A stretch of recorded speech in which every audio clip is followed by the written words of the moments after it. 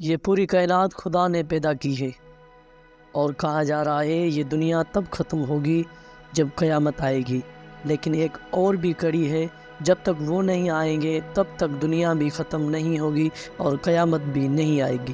وہ کون ہے؟ وہ ہے امام مہدی علیہ السلام۔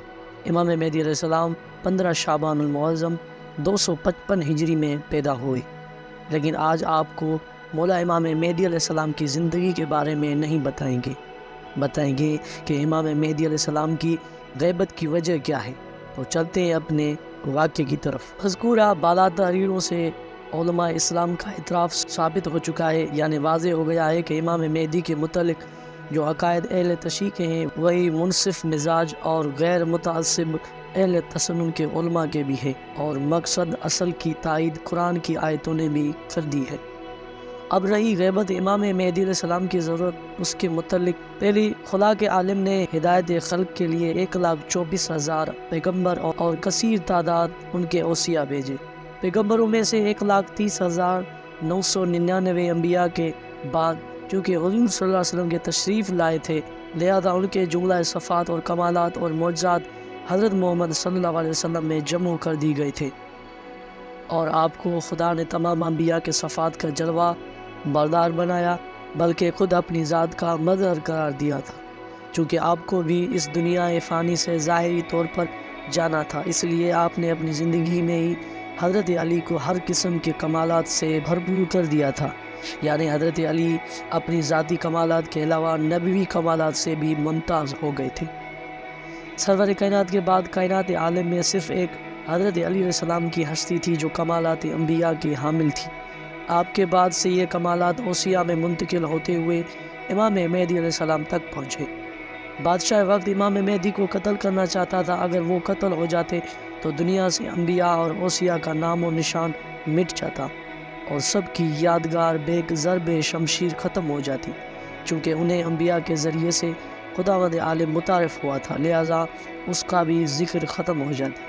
اس لیے ضرورت تھی کہ ایسی ہستی کو محفوظ رکھا جائے جو جملہ انبیاء اور اوصیاء کی یادگار اور تمام کے کمالات کے مظہر ہوں۔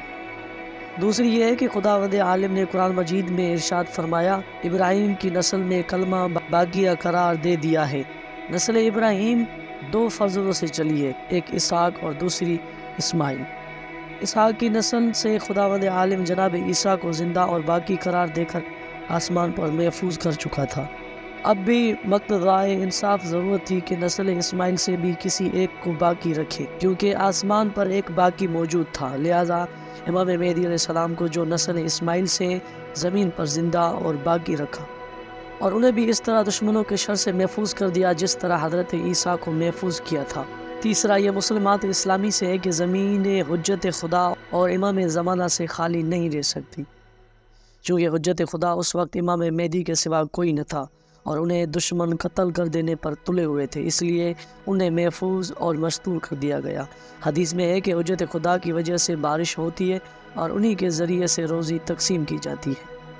یہ مسلم ہے کہ حضرت امام مہدی جملہ انبیاء کے مظہر تھے، اس لیے ضرورت تھی کہ انہی کی طرح ان کی غیبت بھی ہوتی، یعنی جس طرح بادشاہ وقت کے مظالم کی وجہ سے حضرت نوح، حضرت ابراہیم اور حضرت موسیٰ، حضرت عیسیٰ اور حضرت محمد مصطفیٰ صلی اللہ علیہ وسلم اپنے عہد حیات میں مناسب مدت تک غائب رہ چکے تھے، اسی طرح یہ بھی غائب رہے تھے۔ پانچواں، قیامت کا آنا مسلم ہے، اور واقعہ قیامت میں امام مہدی کا ذکر بتاتا ہے کہ آپ کی غیبت مسلط خداوندی کی بنا پر ہوئی ہے۔ چھٹا، سورۃ انا انزلنا سے معلوم ہوتا ہے کہ نزول ملائکہ شب قدر میں ہوتا رہتا ہے۔ یہ ظاہر ہے کہ نزول ملائکہ انبیاء کے وہ اوصیاء ہی پر ہوا کرتا ہے۔ امام مہدی کو اس لیے موجود اور باقی رکھا گیا ہے تاکہ نزول ملائکہ کی مرکزی غرض پوری ہو سکے اور شب قدر میں انہیں پر نزول ملائکہ ہو سکے۔ حدیث میں ہے کہ شب قدر میں سال بھر کی روزی وغیرہ امام مہدی تک پہنچا دی جاتی ہے اور وہی اسے تقسیم کرتے رہتے ہیں۔ ساتواں، حکیم کا فعل حکمت سے خالی نہیں ہوتا۔ یہ دوسری بات ہے کہ عام لوگ اس حکمت اور مسلط سے واقف نہ ہو۔ غیبت امام مہدی علیہ السلام اس طرح مسلط اور حکمت خداوندی کی بنا پر عمل میں آئی ہے جس طرح طواف کعبہ، رمی جمرہ وغیرہ ہیں، جس کی اصل مسلط خداوند عالم ہی کو معلوم ہے۔ آٹھویں، امام جعفر صادق علیہ السلام کا فرمان ہے کہ امام مہدی علیہ السلام کو اس لیے غائب کیا جائے گا تاکہ خداوند عالم اپنی ساری مخلوقات کا امتحان کر کے یہ جانچے کہ نیک بندے کون ہیں اور باطل پرست کون لوگ ہیں۔ نویں، چونکہ آپ کو اپنی جان کا خوف تھا اور یہ طے شدہ ہے کہ جیسے اپنے نفس اور اپنی جان کا خوف ہو وہ پوشیدہ ہونے کو لازمی جانتا ہے۔